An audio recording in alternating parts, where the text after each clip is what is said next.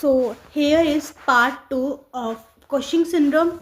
तो जो Cushing syndrome का पहला पार्ट था उसमें डेफिनेशन, कॉजेस और क्लिनिकल फीचर्स कवर हो गए थे। अब सेकेंडली जो कुशिंग सिंड्रोम है वो पर्सन को हो तो गया है, लेकिन अब हम इस मोटे से पर्सन को डायग्नोस कैसे करेंगे कि एक्चुअल में वाकई ही इसको कुशिंग सिंड्रोम है, कैसे पता चलेगा इसकी डिजीज़ के बारे में। तो उसके लिए हमारे पास कुछ डायग्नोस्टिक एवेल्यूशन हमने करनी पड़ती हैं, जिसमें से सबसे पहले हम करते हैं हिस्ट्री और फिजिकल एग्जामिनेशन। तो हिस्ट्री लेंगे पर्सन की, और फिजिकल एग्जामिनेशन में आपको जो भी मैंने क्लिनिकल फीचर्स करवाए हैं वो सारे आपको क्लिनिकल फीचर्स देखने को मिलेंगे। जैसे देखो, इसका पेट फूला हुआ है, इसको ट्रंकल ओबेसिटी हुई पड़ी है, एब्डोमेन पे छोटे छोटे ये स्ट्रेरे प्रेजेंट हैं। ठीक है, ये सारे फीचर्स क्या हैं कि जो भी क्लिनिकल फीचर्स हमने पढ़े हैं ना, वो हिस्ट्री और फिजिकल एग्जामिनेशन में हमें क्या है, फिजिकल एग्जाम में देखने को मिलेंगे। तो पहला पड़ाव तो यही रहेगा। ठीक है, सेकेंडली हम करेंगे डीएसटी। डीएसटी में हमने करना है डेक्सामेथासोन सप्रेशन टेस्ट। तो हमने चेक करने के लिए कि whether cortisol secretions can be suppressed. ठीक है, तो हम क्या करते हैं कि सपोज हमने रात को नाइट में क्या करेंगे, पर्सन को डेक्सामेथासोन दे देंगे। क्या दे देंगे पर्सन को? डेक्सामेथासोन। ठीक है, जो क्या कर देगा, ACTH को डिक्रीज करेगा। जब हम नेक्स्ट नॉर्मल पर्सन में पहले देख लो, ठीक है, कुशिंग वाले में तो बाद में देखेंगे। नॉर्मल, अगर पर्सन नॉर्मल है तो फिर पता क्या होगा, नॉर्मल के रिजल्ट्स क्या होंगे। डेक्सामेथासोन दिया, मॉर्निंग को जब उठ के देखेंगे तो वो कॉर्टिसोल क्या है कि वो कम हुआ होगा। ठीक है, क्योंकि जब बाहर से डेक्सा हम देंगे उसको, ठीक है, तो कहीं ना कहीं बॉडी को भी लगता है कि बॉडी में बहुत सारा कॉर्टिसोल हो गया है। तो बॉडी क्या है कि कहीं ना कहीं अपना जो सिक्रेशन है उसको कम कर देंगे ना, सप्रेस कर देंगे। ACTH को वो कम रिलीज होना कम हो जाएगा, क्योंकि उसको मैसेज जाएगा कि ऑलरेडी है, तो वो कहीं ना कहीं अपनी सिक्रेशंस को कम कर देती हैं। तो उस वजह से अगर रात को हमने लिया है तो सुबह हमें क्या है कि कॉर्टिसोल कम देखने को मिलेगा। लेकिन ये होगा नॉर्मल पर्सन की कहानी। ठीक है, जब बॉडी ठीक थी, सारे फंक्शन काम कर रहे थे। लेकिन अगर वहीं कुशिंग वाला होगा तो वहाँ पे कॉर्टिसोल कभी भी सप्रेस नहीं होगा, क्योंकि जो हार्मोन है वो किसी की सुन ही नहीं रहा। सिक्रीशंस क्या है कि उसकी बड़ी पड़ी हैं, वो किसी की सुन ही नहीं रहा। तो कुशिंग में हमें क्या है कि कॉर्टिसोल सप्रेशन नहीं होगा। अगर हम रात को देखें, मॉर्निंग में चेक करेंगे तो वहाँ पे भी हमें कॉर्टिसोल क्या है, इंक्रीज ही देखने को मिलेगा, ना कि डिक्रीज देखने को मिलेगा। सो ये टेस्ट क्या कंफर्म कर रहा है कुशिंग को? It does not tell the cause. ठीक है, ये हमें टेस्ट जो डेक्सामेथासोन है ये हमें कंफर्म करके बताता है कि उसको ये प्रॉब्लम है, फेलियर टू सप्रेस कॉर्टिसोल, मतलब कि कॉर्टिसोल को वो सप्रेस नहीं कर पाया। ठीक है, तो ये क्या है कि result in Cushing syndrome. Thirdly हम करेंगे 24 आवर यूरिन फ्री कॉर्टिसोल। तो यहाँ पे हम क्या है कि यूरिन में ओवर 24 आवर हम क्या करेंगे कि 24 आवर में पर्सन को जितना भी यूरिन आ रहा है ना, वो हम सैंपल एक कंटेनर में कलेक्ट करेंगे। ठीक है, 24 आवर यूरिन, और उसको बाद में हम टेस्ट करेंगे। ठीक है, तो उसमें क्या है कि हमें यूरिन क्या है कि इंक्रीज देखने को मिलता है। हमने पूरा 24 आवर का लेना है। ठीक है, measure the amount of free unbounded. अब फ्री इसको इसलिए बोला है कि वो बिल्कुल भी अनबाउंडेड और एक्टिव है, कॉर्टिसोल किसी के साथ भी बाउंड नहीं है। ठीक है, 24 hour urine average cortisol the whole day, so it reflect cortisol over production. ठीक है, क्योंकि 24 आवर हमें पूरे दिन का बता रहा है कि कॉर्टिसोल का लेवल क्या रहा था। ठीक है, तो ये कहीं ना कहीं रिफ्लेक्ट करता है उसकी ओवर प्रोडक्शन को। ठीक है, नॉर्मली मॉर्निंग में तो कॉर्टिसोल बड़ा ही हुआ होता है और रात में लो होता है, लेकिन इस कंडीशन में क्या होगा, चाहे मॉर्निंग हो चाहे इवनिंग हो, कॉर्टिसोल क्या होगा, इंक्रीज होगा। ठीक है, यहाँ पे मैंने फ्री का मीनिंग भी बताया। अगर किसी को ये फ्री कॉर्टिसोल समझ में नहीं आओ तो फ्री का मतलब कि ब्लड में क्या होता है कि मोस्टली जो कॉर्टिसोल है वो प्रोटीन के साथ बाउंड है। ठीक है, but only free cortical is biologically active. So free cortisol क्या है कि वो किडनी के द्वारा ही फिल्टर्ड हो रहा है, तो वो यूरिन में हमें कहीं ना कहीं देखने को मिलता है, तो इसलिए हम यूरिन टेस्ट करते हैं। सो यूरिन फ्री कॉर्टिसोल क्या है कि बायोलॉजिकली एक्टिव कॉर्टिसोल आउटपुट है। ठीक है, परसिस्टेंट एलिवेशन अगर है तो मतलब कि अगर परसिस्टेंट एलिवेट आ रहा है तो वो क्या है कि हाइपर कॉर्टिसोलिज्म को इंडिकेट कर रहा है, जाने कि जो कॉर्टिसोल का लेवल है वो क्या है कि इंक्रीज है। ठीक है, नेक्स्ट जो हम टेस्ट करेंगे that is plasma and salivary. अब हम ब्लड में क्या करेंगे, प्लाज्मा में कॉर्टिसोल का लेवल देखेंगे और दूसरा स्लाइवा में देखेंगे।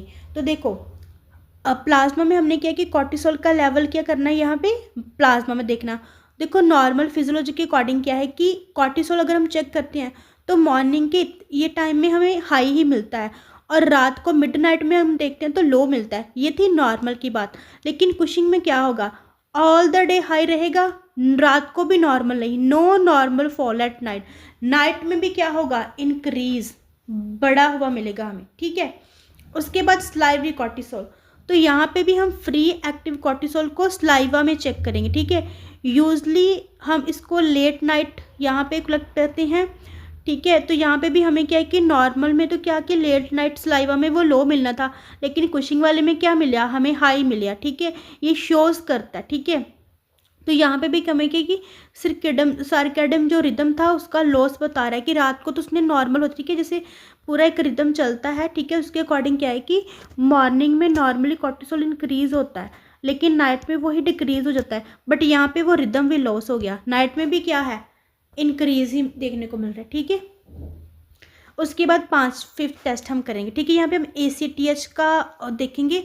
एक्चुअल में ये टेस्ट हमें बताएगा, ये टेस्ट हमें क्या बताएगा कि वेयर इज़ द प्रॉब्लम, कहाँ पे प्रॉब्लम है, ठीक है। प्रॉब्लम पिट्यूटरी में है या प्रॉब्लम एड्रीनल में है। देखो अगर तो ACTH इंक्रीज बढ़ा हुआ मिला आपको तो मतलब प्रॉब्लम कहाँ पे है, पिट्यूटरी ग्लैंड में, ठीक है। ACT के ऊपर डिपेंड है कुशिंग सिंड्रोम कि ACT इंक्रीज है, इस वजह से ये है। यहाँ पे इंडिपेंडेंट ACTH का कोई रोल नहीं है, वो कम है तो मतलब कि प्रॉब्लम कहाँ है, एड्रीनल में, ठीक है।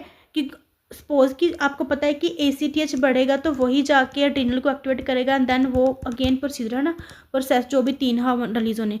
बट यहाँ पे देखो कि ACTH बढ़ा हुआ है तो इसलिए पिट्यूटरी की प्रॉब्लम है, ठीक है। उसके बाद बट अगर या फिर एक्टोपिक प्रॉब्लम, बट अगर ACTH कम है तो मतलब यहाँ पे कम है तो पिट्यूटरी का कोई रोल ही नहीं है, पिट्यूटरी ग्लैंड का कोई रोल नहीं है, प्रॉब्लम एड्रीनल में ही कोई है, ठीक है। तो यहाँ पे this is where tells you where the problem is, कहाँ पे प्रॉब्लम है, पिट्यूटरी में है कि एड्रीनल में है। 6 हम करेंगे CBC। अब CBC में WBC इंक्रीज देखने को मिलेंगे क्योंकि आपको पता है कि कॉर्टिसोल ने किसको अफेक्ट किया है, इम्यूनिटी को। तो इम्यूनिटी को कम है तो इन्फेक्शन का रिस्क ज़्यादा है। तो ये अगर WBC हमें ज़्यादा देखने को मिल रहा है तो कहीं ना कहीं इन्फेक्शन के रिस्क को इंडिकेट कर रहा है कि इन्फेक्शन के चांसेस पूरे हैं। उसके बाद ब्लड केमिस्ट्री, तो ब्लड केमिस्ट्री में देखो अब एल्डोस्टोन मैंने बताया था इंक्रीज है तो वो सोडियम को क्या करेगा, रिटेन करेगा। तो सोडियम क्या इंक्रीज, पर्सन को क्या हाइपरनेट्रीमिया, और पोटाशियम को क्या करता है, एल्डोस्टोन बाहर निकालता है। तो यहाँ पे हाइपोकैलेमिया देखने को मिलेगी, ठीक है, एल्डोस्टोन की वजह से। यहाँ पे ये नहीं, उसको एल्डोस्टोन की वजह से क्या है कि यहाँ पे ये मत देखना, यहाँ पे एल्डोस्टोन की वजह से उसके बढ़ने की वजह से उसको पोटाशियम क्या है कि डिक्रीज देखने को मिल रही है। उसके बाद ब्लड ग्लूकोज, क्योंकि कॉर्टिसोल इंक्रीज है तो कॉर्टिसोल ग्लूकोनियोजेनेसिस को इंक्रीज कर रहा है, उसकी वजह से ग्लूकोज बॉडी में बढ़ रहा है तो ब्लड ग्लूकोज भी क्या है कि इंक्रीज देखने को मिलता है। सो हेयर हमने बताया कैसे इलेक्ट्रोलाइट इम्बैलेंस हो रही है, ठीक है। देखो डायबिटीज़ का भी कहीं ना कहीं रिस्क रहेगा ना, क्योंकि ग्लूकोज इंक्रीज हो रही है। 8 नंबर पे हम करेंगे कुछ इमेजिंग टेस्ट, लाइक ब्रेन की MRI करेंगे, अबडमन की MRI स्टडी करेंगे, ठीक है। और उसके बाद हम CT चेस्ट करेंगे, ठीक है, चेस्ट की CT करेंगे क्योंकि वहाँ पे मैंने बताया था कि लंग का ट्यूमर हो सकता है तो वहाँ से ACTH रिलीज हो सकता है, तो इस वजह से, ठीक है, एक टॉपिक की वजह से हम CT करेंगे चेस्ट की भी। नेक्स्ट गो टू मैनेजमेंट में क्या करोगे, एडिसन में जब हार्मोन कम थे तो बाहर से क्या दिया था हमने, हार्मोन्स बाहर से दिए थे ना, कॉर्टिसोल ग्लूकोकॉर्टिकॉइड थेरेपी चलाई थी जिसमें हमने दिए थे प्रीडिनाजोल हम दे रहे थे ना, मिनरलोकॉर्टिकॉइड में हाइड्रोकॉर्टिसोन दे रहे थे। लेकिन अब तो हार्मोन ज़्यादा हैं, अब तो हम हार्मोन नहीं देंगे तो क्या करोगे। तो वैसे तो यहाँ पे सर्जरी ही हम इसका मेन करते हैं, बट समटाइम अगर सर्जरी की पॉसिबिलिटी नहीं है तो मेडिकल मैनेजमेंट क्या करोगे, ऐसी ड्रग्स देंगे जो कॉर्टिसोल को क्या कर दें, सप्रेस कर दें। जैसे कीटोकोनाजोल इनहिबिट कर देंगी, बंद कर देंगी, रोक देंगी कॉर्टिकॉल की सिंथेसिस को। मेट्रापाइन ये भी इनहिबिट कर देगी कॉर्टिसोल की सिंथेसिस को। मिटोटेन ये भी डिस्ट्रॉय कर देगी आपकी ड्रीनल टिश्यूज़ को, तो ड्रीनल टिश्यू हो गए तो ड्रीनल का सिक्रेशंस भी कम हो जाएंगी। अमाइनोग्लूटाथाइमाइड ये स्टीरॉयड सिंथेसिस को कम करेगी, ठीक है।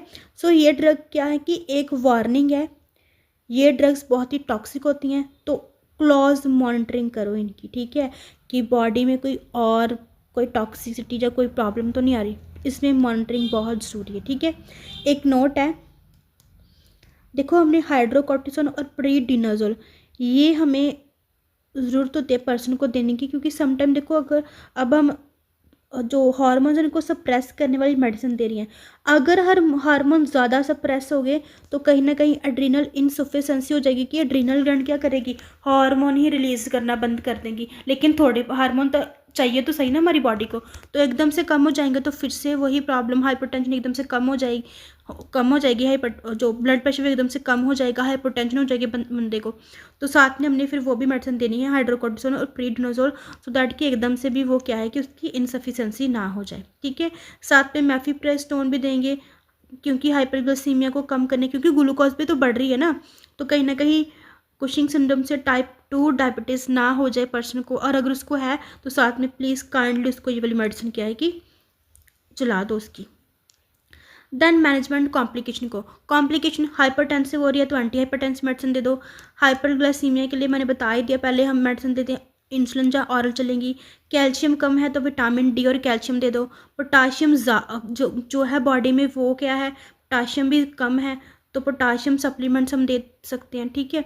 यहाँ पे पोटाशियम स्पेरिंग डायरेटिक बताया है कि देखो हाइपरटेंशन है तो उसमें हम डायरेटिक देंगे, लेकिन पोटाशियम स्पेरिंग देनी है।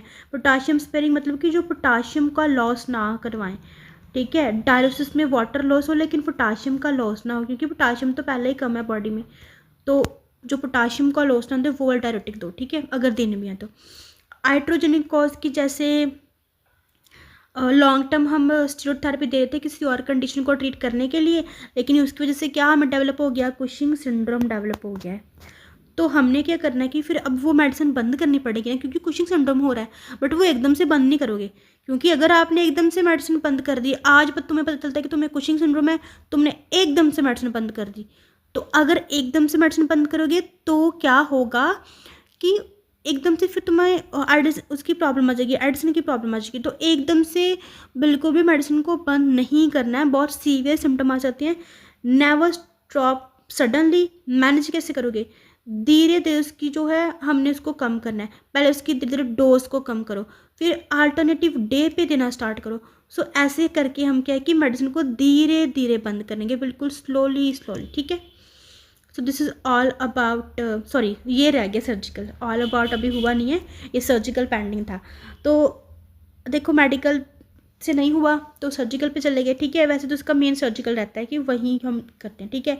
अब देखो सर्जिकल में कुछ नहीं है, ट्यूमर जिसका है उसको रिमूव कर दो। कुशिंग में पिट्यूटरी एडेनोमा है तो हाइपोफिजेक्टमी कर दो, या फिर रेडिएशन थेरेपी भी हम कर सकते हैं।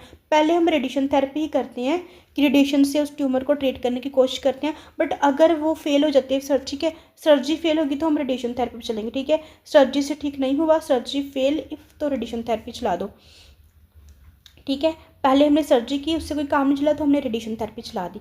फिर एड्रीनल ट्यूमर में एड्रीनलेक्टमी कर दो, ठीक है। देखो एड्रीनलेक्टमी क्या है कि तुम्हें पता है कि किडनियाँ 2 हैं, तो देखो यहाँ पे दोनों में ऊपर क्या है जो, ठीक है, एड्रीनल ग्लैंड होती है ना, तो अगर तो यूनिलेटरल कर लो, ठीक है, यूनिलेटरल का जब एड्रीनल एडिनोमा है, ठीक है। बायलेटरल जब दोनों की साइड हाइपरप्लेजिया होगी, ठीक है, दोनों में, तो अगर बायलेटरल हम वो कर रहे हैं, ठीक है, दोनों ही हम क्या कर रहे हैं, दोनों ही एड्रीनल ग्लैंड को क्या कर रहे हैं, रिमूव कर रहे हैं, तो वहाँ पे लाइफ लॉन्ग स्टीरॉयड थेरेपी चलेगी, क्योंकि पर्सन की बॉडी में वो ग्लैंड ही नहीं जिसने बनाने थे हार्मोन, तो बाहर से उसको लेने पड़ेंगे, ठीक है। उसके बाद एक्टोपिक, ठीक है, लाइक अदर केस में जैसे लंग में ट्यूमर है तो उसकी वजह से इसकी सिक्रेशंस बढ़ी हुई हैं, तो वो वाला ट्यूमर जाके रिमूव कर दो, ठीक है। तो यहाँ पे ये हमारा सर्जिकल मैनेजमेंट रहेगा। This is all about Cushing syndrome. यहाँ पे हमारा जो कुशिंग सिंड्रोम है वो टॉपिक कंप्लीट होता है। So thank you for watching this video.